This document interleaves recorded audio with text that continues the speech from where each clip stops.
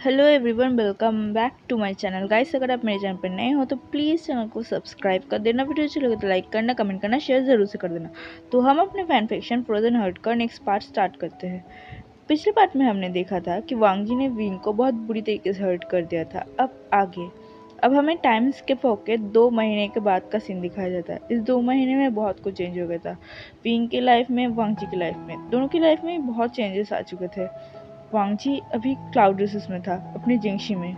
तभी अचानक से वांग जी की आंखें एक झटके के साथ खुल जाता है। वांग जी की फोrehead से बुरी तरीके से पसीना आ रहा था। वो बस अपनी खाली आंखों से विंडो के बाहर थोड़ी देर तक देखता है। उसे देख के ऐसा लग रहा था कि शायद उसने अभी कुछ बुरा सपना देखा हो। वो अपने बिस्तर को छोड़ता है और अपने बाथरूम में जाता है अपनी मॉर्निंग रूटीन को कंप्लीट करने। थोड़ी देर बाद ही वो फ्रेश होके जिंगशी के बाहर चले जाता है अपनी मॉर्निंग एक्सरसाइज के लिए। अब हमें करीब 8 बजे का सीन दिखाया जाता है, जहाँ वांगजी अपने जिंगशी के गार्डन में अपने दोनों खरगोशों को खाना खिला रहा था। वो बहुत ही ध्यान से उन दोनों को खाना खिला रहा था और उनके पास ही बैठा हुआ था। तभी उसे कुछ फुटस्टेप सुनाई देता है। वांगजी को लगता है शायद वह उसके ब्रदर आया है, इसीलिए वो बस चुप ही रहता है। तभी उसे किसी की वॉइस सुनाई देता है, क्या तुम बस अपने इन खरगोशों को ही खाना खिलाओगे? मुझे भी भूख लगा है, मुझे भी कुछ खाना खिलाओ। ऐसा कहते हुए वो वांगी की तरफ देखने लगा। वांगी ने जब इस वॉइस को सुना वो शॉक हो गया। उसे कुछ पल के लिए यकीन ही नहीं हो रहा था कि सच में उसने सही सुना है कि नहीं। वो तुरंत ही अपने हेड को दूसरी तरफ मुड़ता है और अपने सामने जो पर्सन खड़ा हुआ है वो उसका रियलिटी है या हेलुसिनेशन, ये सोच समझने की कोशिश कर रहा था। तभी उसके सामने जो पर्सन खड़ा हुआ था वो धीरे धीरे वांगजी के करीब आने लगा। वांगजी को अब यकीन हो गया था कि उसके सामने जो पर्सन खड़ा हुआ है वो कोई हेलुसिनेशन नहीं है, वो रियलिटी है। वो अपनी जगह से खड़ा हो गया और अपनी गहरी और फुल ऑफ इमोशन भरी आंखों से साथ और अपनी कांपती आवाज़ के साथ उस पर्सन का नाम लिया, विंग। विंग भी वांगजी के सामने आके खड़ा हो गया और वो वांगजी के आंखों में देख रहा था। विंग की अभी वांगजी की आंखों में बहुत सारे इमोशन, बहुत सारी बातें ऐसी जो शायद वांगजी विंग से करना चाहता हो। वांगजी की आंखों में वो वर्डनेस, वो डर, वो रिग्रेट, वो गिल्टी, सब कुछ दिखाया जा सकता था। विंग वांगजी के आंखों में इतने सारे इमोशन शायद पहली बार देख रहा है। विंग को भी यकीन नहीं हो रहा है, वांगजी की हालत भी कुछ ठीक नहीं है। उसकी आंखों के नीचे थोड़े बहुत डार्क सर्कल्स आ चुके हैं। उसके वो चबी चबी सा चिक्स जो अभी पेल पड़ चुके हैं। वांगजी पहले से थोड़ा अलग दिख रहा है और उसकी आंखों को देख के ही लग रहा है कि उसने शायद ढंग से सोया भी नहीं कई दिनों तक। तभी विंग वांगजी से पूछता है कि कैसे हो तुम? वांगजी बस अपने सर को नोट करता है और फिर वो भी विंग से पूछता है कि तुम कैसे हो? विंग उसकी तरफ देखकर कहता है मैं ठीक हूँ। तभी वांगजी विंग की तरफ बिना देखे ही कहता है कि तुम यहाँ। विंग वांगजी की तरफ देखता है, कहता है क्यों, क्या मैं यहाँ नहीं आ सकता? ये तो मेरा भी घर है ना? वांगजी तुरंत ही अपने सिर को हाँ में नोट करता है, कहता है हाँ ये तुम्हारा घर है, तुम जब चाहो तब यहाँ आ सकते हो। ऐसा कहते हुए वो नीचे ही देख रहा था। उसका हिम्मत नहीं हो रहा था कि वो विंग की तरफ देखे। तभी विंग कहता है चलो अंदर चल के बात करते, मेरा पैर दुख रहा है, मैंने बहुत ज़्यादा जर्नी किया है। ये सुनते ही वांगजी अपने सर को हाँ में नोट करता है। फिर वो दोनों जिंगशी के अंदर जाते हैं। वो दोनों एक टेबल पे बैठे हुए थे, जहाँ वांगजी विंग को टी सर्व करता है और उसकी तरफ उस कप को बढ़ा देता है। विंग भी उस कप को पकड़ लेता है। वांगजी खुद के लिए भी टी सर्व किया था। वो दोनों ही अपनी टी को ले पी रहे थे। तभी विंग वांगजी से कहता है तुमने मेरे मुझे लेने यूनमैंग क्यों नहीं आए? ये सुनते ही वांगजी रुक जाता है। वो विंग की तरफ नहीं देख रहा था, वो बस अपनी टी की कप की तरफ ही देख रहा था। तुम्हें जियांग कबीला आना चाहिए था मुझे लेने के लिए। क्या तुम दूसरी शादी के बारे में सोच रहे हो? ऐसा कहते हुए वो वांगजी की तरफ देख रहा था। तभी वांगजी तुरंत ही अपने सर को ना में शेक करता है और कहता है नहीं लांस, एक बार ही शादी करते हैं, मैं दूसरी शादी के बारे में सोच भी नहीं सकता। ऐसा कहते हुए वो विंग की तरफ देखने लगा। विंग ने स्माइल किया और कहा मुझे पता है। ऐसा कहते हुए वो फिर से उस टी को पीने लगा और कहता है सच में ये टी कितना ज़्यादा कड़वा है, तुम लोग कैसे पी लेते हो? ऐसा कहते हुए वो अपने मुंह बनाने लगा। विंग के ऐसे नॉर्मल बिहेवियर देखकर वांगजी को थोड़ा सा अजीब लगता है, क्योंकि उन दोनों के बीच जो हुआ है और वांगजी ने विंग के साथ जो किया है, उन सब के बावजूद भी विंग का ऐसे नॉर्मल बिहेवियर वांगजी के लिए थोड़ा सा शॉकिंग और अजीब था। वो यही सब सोच ही रहा था, तब उसे उस दिन की बातें याद आता है कि उस दिन जब वांगची ने विंग को उस तरह से बाथरूम में देखा था और वो भी विंग के सामने अपने घुटनों पर बैठ गया था। तब विंग ने कितनी बुरी तरीके से रिएक्ट किया था उसके देखकर। उस दिन वांगजी घुटनों पर बैठकर विंग से माफ़ी मांगे जा रहा था, लेकिन विंग विंग के कानों में तो अभी कुछ नहीं जा रहा था। वांगजी बार बार विंग के पास जाने की कोशिश कर रहा था, लेकिन विंग बिल्कुल भी वांगजी को अपने पास बर्दाश्त नहीं कर पा रहा था। वो किसी भी हाल में वांगजी को अपने पास नहीं आने दे रहा था। वांगजी का दिमाग पूरी तरीके से खाली हो चुका था, उसका दिमाग काम नहीं कर रहा था। उसे समझ नहीं आ रहा था कि अभी उसे क्या करना चाहिए। अभी वो विंग के पास जाना चाहता था, उसके हक करना चाहता था, उसे कंसोल करना चाहता था, लेकिन वो ये सब नहीं कर सकता क्योंकि विंग अभी उससे ही डर रहा है, उससे ही भागने की कोशिश कर रहा है और उसे पता है वो ये सब डिजर्व करता है। वो बस घुटनों पर बैठकर विंग से माफ़ी मांगे जा रहा था। तभी उसे गेट पर किसी की नॉक की साउंड सुनाई देता है। वो तुरंत ही अपने कपड़ों को ठीक करता है और गेट की तरफ जाता है। वो तुरंत ही गेट को खोल देता है। गेट के बाहर लांशीचैन, वेंचिंग और यानली खड़ी थी। लांशीचैन बहुत देर से इस गेट को खटखटा रहा था, लेकिन वांगजी बाथरूम में था ना, और वो भी विंग के साथ बिजी था, इसी वजह से उसे सुनाई नहीं दिया था कि किसी ने गेट को खटखटाया। तो बहुत देर बाद उसे सुनाई दिया कि कोई गेट पर नॉक कर रहा है। वो तुरंत ही अपने भाई को देखता है। लांशीचैन वांगजी को इस हालत में देखकर बहुत ज़्यादा शॉक हो जाता है। उन्हें भी कुछ समझ नहीं आता कि वांगजी को अचानक से क्या हुआ। तभी वांगजी अपने कांपते हुए आवाज़ में कहता है, भाई, मैंने मैंने फिर वो भी अपने सेंटेंस को कंप्लीट नहीं कर पा रहा था। उसके वांगी के आंखों में इस तरह से आंसू निकलते हुए देखकर वहाँ पे जितने भी लोग थे सब लोग शॉक हो चुके थे। असल में लांशीचैन वांगजी को इसलिए बुलाने के लिए आया था क्योंकि वो लोग क्लाउडी से वापस जा रहे थे। वांगजी और विंग 2-3 दिन इस यंगमैन में ही रहने वाला था, लेकिन लांशीचैन का क्लाउडियस में कुछ काम था। वो क्लाउडियस का कुल प्रमुख था, ऑब्वियसली उसे जाना ही होगा। इसीलिए लांशीचैन, वेंचिंग और लांचिरन ये तीनों ही क्लाउडियस वापस जाने वाले थे और वांगजी और विंग कुछ दिन तक इस लोटस पेड़ में ही रहने वाले थे।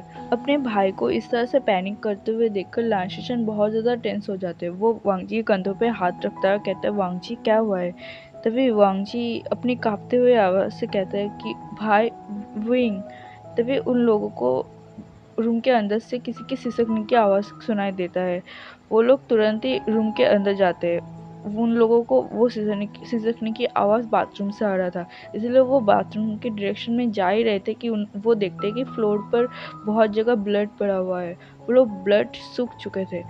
वो लांशीचैन बहुत ज़्यादा घबरा गया था। वो समझ चुके थे कि शायद वांगजी ने फिर से कुछ गड़बड़ कर दिया है। वो तुरंत ही भाग के बाथरूम की तरफ जाने लगे। यानली और वेंचिंग वो दोनों भी बाथरूम की तरफ भाग कर गए और बाथरूम की नज़ारा देखकर वो तीनों शॉक हो गए थे। यानली की आंखों में तो आंसू आ चुके थे। वो बुरी तरीके से अपने मुंह पर हाथ रखकर रोने लगा था और बहुत बुरी तरीके से विंग को आश्चर्य करके बुलाने लगा था। विंग ने भी जब अपनी शिजी की आवाज़ को सुना, वो अपने सिर को उठा के अपनी शिजी की तरफ देखा और अपनी शिजी को अपने पास बुलाने लगा, कहने लगा, प्लीज़ शिजी, मेरी मदद करो, प्लीज़ मेरे पास आओ, मुझे पेन हो रहा है। ऐसा कहते हुए वो अपनी शिजी को बुलाने लगा। यानली भी भाग के विंग के पास चली गई थी और विंग को बहुत ही कस के हक कर लिया था। विंग इतनी देर तक जो इतना ज़्यादा डरा हुआ था, सहमा हुआ था, अपनी शिजी को देखकर वो और भी ज़्यादा ज़ोर से रोने लगा। ऐसा लग रहा था कि किसी छोटे बच्चे को करीब कितने सालों से अपने माँ बाबा से दूर किसी कारागार में बंद करके रखा हो और इतने सालों बाद वो अपने माँ बाबा से मिल रहा हो। विंग इतनी फूट फूट कर रो रहा था कि लांशीचैन और वेंचिंग वो दोनों भी विंग के इस रोने को सुनकर बहुत बुरा फील कर रहा था। वो दोनों बाथरूम के बाहर ही खड़े थे और अंदर के नज़ारे को देख रहे थे। उन लोगों को बहुत बुरा लग रहा था विंग के लिए, स्पेशली लांशीचैन को बहुत ज़्यादा बुरा लग रहा था अपने दोनों ब्रदर के लिए। उन्हें बहुत अच्छे से पता है कि जो भी आज हुआ है उसमें उनके दोनों ब्रदर की कोई गलती नहीं है, लेकिन सिचुएशन ही ऐसी है कि वो कुछ नहीं कर सकते। अब हमें थोड़ी देर बाद का सीन दिखाया जाता है जहाँ विंग बेड पर सो रहा था और हीलर विंग को चेक कर रहा था। वांगजी, लांशीचैन, वेंचिंग, लांचिरन, जियांग फेंगमिया और जियांग चैंग वो सब बाहर खड़े थे और वेंचिंग की गोद पर लान जिंगी भी था। अंदर यानली और मैडम यू वो दोनों विंग के साथ थे और हीलर विंग को चेक कर रहे थे। जियांग चैंग को देखकर ऐसा लग रहा था कि वो अपने गुस्से को कंट्रोल करने की कोशिश कर रहा है। अगर यहाँ जियांग फेंगमियान उसे ना रोका हुआ होता तो अभी शायद जियांग चैंग वांग जी को बहुत बुरी तरीके से मारने लगता, लेकिन जियांग फेंगमियान की वजह से वो बस वांग जी को घूरने के अलावा कुछ नहीं कर सकता था। वांग जी बस सिर झुकाए वहाँ खड़ा हुआ था। उसे अभी इतना ज़्यादा बुरा लग रहा था, उसे ऐसा लग रहा था कि उसने विंग के साथ ये सब क्या कर दिया। वो अभी बहुत ज़्यादा बेबस और हेल्पलेस महसूस कर पा रहा था खुद को। और दूसरी तरफ अंकल फैंगमियन वो भी बहुत बुरी तरीके से गिल्ट महसूस कर रहा था। उन्हें सब कुछ पता था वांग जी के बारे में। शादी से पहले ही लांचेरा ने अंकल फैंगमियन को सब कुछ बता दिया था। अब उसे रिग्रेट हो रहा था कि क्यों उन्होंने विंग की शादी वांग जी से कराया।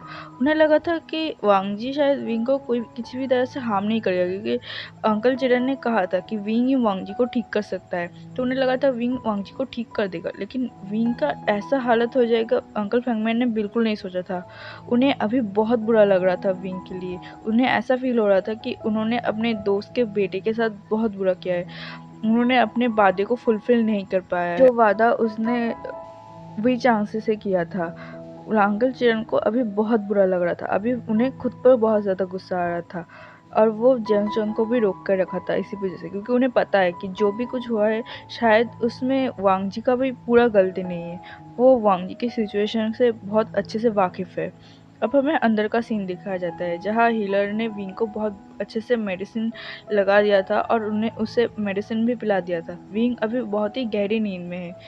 यानली अभी तक रो रही थी और मैडम भी विंग के पास ही खड़ा हुआ था। वो विंग को पसंद तो नहीं करती है, लेकिन वो विंग को ऐसी हालत में भी कभी देखना नहीं चाहता था। वो एक इंसान है, एक इंसान होके और एक इंसान के साथ इतना बुरा तो वो कभी नहीं देख सकता था। उसके ऊपर विंग उसके घर में बचपन से रहा है। जब वो 4 साल का था तब से वो इस जियांगक्यान में रहा है, उनके ही घर में, उनकी ही बेटी के साथ।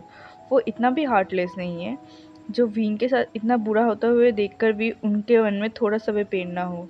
तभी व्हीलर मैडम से कहते हैं कि आप बाहर चलिए। यानली अंदर ही रहती है, वो बाहर नहीं जाती। वो विंग का पूरा ख्याल रखना चाहती थी। बाहर जब व्हीलर आते हैं तो सब लोग व्हीलर की तरफ देखने लगते हैं और सब लोग उनसे क्वेश्चन करने लगते हैं कि विंग ठीक है ना। व्हीलर अपने सर को नोट करता है, कहता है अभी तो वो ठीक है, लेकिन उसे बहुत ही ज़्यादा अंदरूनी चोट आई है। उन्हें बहुत बुरी तरीके से हर्ट किया गया है। ये कहते हैं वो अपने सिर को डाउन कर लेता है, क्योंकि उन्हें थोड़ा ऑकवर्ड महसूस हो रहा था सबके सामने ये सब बोलने में। फिर भी वो अपने गले को साफ करता है, कहता है शायद अंदर की चोट की वजह से वो कुछ दिन तक बेड से उठ नहीं पाएंगे।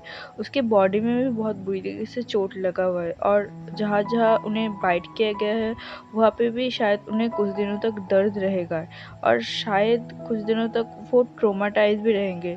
तो मैं यही सजेस्ट करूँगा कि वो जिन्हें अपने पास चाहता है बस उन्हें ही उसके पास रखा जाए, और जिनको देखकर वो ट्रोमा फील कर रहे हैं उनसे उन्हें थोड़ा सा दूर रखा जाए कुछ दिन के लिए। ऐसा कहते हुए वो फिर से अपनी बातों को कंटिन्यू करते हुए कहता है कि मैंने उन्हें मेडिसिन दे दिया और कुछ मेडिसिन मैंने रख के गया है, उन्हें बस टाइम से मेडिसिन दिला दीजिएगा और उनका थोड़ा ध्यान रखिएगा तो वो धीरे धीरे ठीक हो जाएगा। ऐसा कहते हुए वो उन सबको बो करता है और वहाँ से चला जाता है। मैडम अभी वांग जी को बहुत बुरी तरीके से घूर रही थी। उसने वांग जी की तरफ देखते हुए कहा कि क्यों क्यों तुमने ऐसा किया। मैं विभूषण को बचपन से जानती हूँ, मुझे पता है वो शैतान है, लेकिन वो कभी इतना बड़ा गलती भी नहीं कर सकता कि तुम उसे इतनी बुरी तरीके से पनिश करो या फिर उसके साथ इतनी बुरी बिहेव करो। क्या हुआ था जो तुमने विंग के साथ ऐसा बिहेव किया। वांग जी बस अपने सर झुकाए वह खड़ा था। वो क्या बोले कि किस लिए उसने किया है, वो इन सबको क्या एक्सप्लेन करे। तभी जियांग फेंगमिया मैडम की तरफ देखते हुए कहता है यू उसे कुछ मत कहो, सारी गलती मेरी है। आज विंग इस हालत में उसकी वजह सिर्फ मैं हूँ, सिर्फ मैं। ऐसा कहते हुए वो अपने सिर को डाउन कर लेता है। मैडम को कुछ समझ नहीं आता जियांग फेंगमिया क्या कह रहे हैं। जियांग चंग भी अपने बाबा की तरफ ही देख रहा था। तभी कहता है बाबा अब इन लानवांग जी को कवर करने की क्यों कोशिश कर रहा है। उसने गलती किया है, इसने विभूषण के साथ जानवर की तरह बिहेव किया है। ये लोग लान क्लान से है, इसका मतलब ऐसा नहीं है कि आप इन लोगों के सारी गलतियों को माफ़ कर दे। ऐसा कहते हुए वो लानवांग जी को घूरने लगा। मैडम यू भी लान वांगजी को बहुत बुरी तरीके से घूर रहा था। तभी यंग फेंगमिया उन दोनों को शांत कहते हुए कहता है कि ये सब मेरी ही गलती है। ऐसा कहते हुए वो सब कुछ उन दोनों को बता देता है, जो सब कुछ लान चिरैन ने वांगजी के बारे में जियांग फेंगमिया को बताया था। ये सब कुछ बताते हुए उनकी गला भारी होने लगा था। वो अपने सर को नीचे करते हुए कहता है, सब कुछ मेरा गलती है। सब कुछ जानने के बावजूद भी मैंने विंग के साथ वांगजी की शादी करवाया। मुझे लगा नहीं था कि वांगजी विंग के साथ इतना बुरा कुछ कर देगा। ऐसा कहते हुए उन्होंने अपने सर को झुका लिया। मैडम यू और जियांग चैंग दोनों ही शॉक हो गए थे। मैडम यू बिल्कुल भी यकीन नहीं कर पा रहा था अपने पति की तरफ। उनके पति ऐसा नहीं है और बिल्कुल भी विंग के साथ ऐसा नहीं कर सकता। उन्हें तो यकीन ही नहीं हो रहा था कि उनके पति ने ऐसा कुछ किया है। वो यंग फैमिली की तरफ देखते हुए कहता है, क्या तुमने सच में ऐसा किया है? तुम्हें सब कुछ पहले से पता था, लेकिन तुमने मुझे इस बारे में कुछ क्यों नहीं बताया? मुझे पता है कि मैं चाहता था कि वी वुशान की जल्दी शादी हो जाए। उसके हिट आने के बाद ही मैं उसके शादी के बारे में आपको बोलने लगा, आपको फोर्स करने लगा। इसका मतलब ये नहीं कि आप किसी भी अल्फा से उनकी शादी करवा दे। मैं उसकी ज़िंदगी ख़राब नहीं करना चाहता था। ऐसा कहते हुए वो यंग फैमिली को घूर रहा था, लेकिन यंग फैमिली के पास कोई भी जवाब नहीं था। वो बस अपने हेड को डाउन करके वहाँ खड़ा हुआ था। तभी मैडम यू लान चेन की तरफ देखते हुए कहता है कि मुझे नहीं लगता अब विंग को हम क्लाउडियस भेज सकते हैं। जब तक विंग ठीक नहीं हो जाता तब तक तो कोई सवाल ही नहीं उठता। अगर विंग ठीक होने के बाद क्लाउडियस जाना चाहेगा तो हम उसे ज़रूर भेजेंगे, लेकिन उससे पहले हम विंग को आपके साथ भेजने के बारे में अभी सोच नहीं सकते। ऐसा कहते हुए वो उन सबको बो करता है और वहाँ से चला जाता है। जियांग चैंग बहुत ही शॉकिंगली वहाँ खड़ा हुआ था। उसे अभी जो कन्वर्सेशन अभी उस आसपास हुआ, जियांग फैंगमैन ने जो बताया उसे यकीन ही नहीं हो रहा था। उसके बाबा ने विंग के साथ ऐसा किया है, उसे बिल्कुल यकीन नहीं हो रहा था।